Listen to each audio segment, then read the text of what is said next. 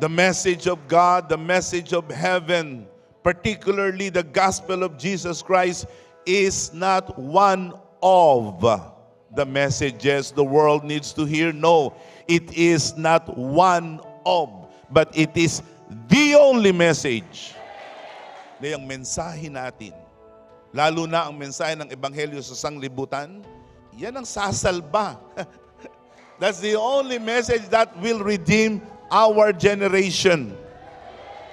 And this message of heaven isn't only for the world, it's also for the church. God has given us the message that will make us serve the very purpose for which we have been created as the light of the world.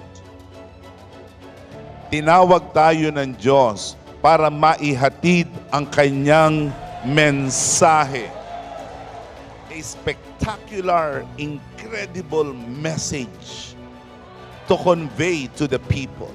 And thank God, it is not a man who committed to us a message. It's God who committed to us the message. At ako'y naniniwala na ang branding ng Fourth Watch dito sa Cagayan de Oro City ay lalong gaganda at lalong gaganda.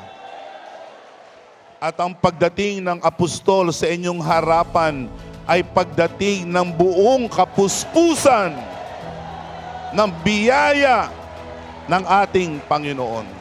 As long as we have the message of God, as long as we have the message of heaven, that's what makes me legit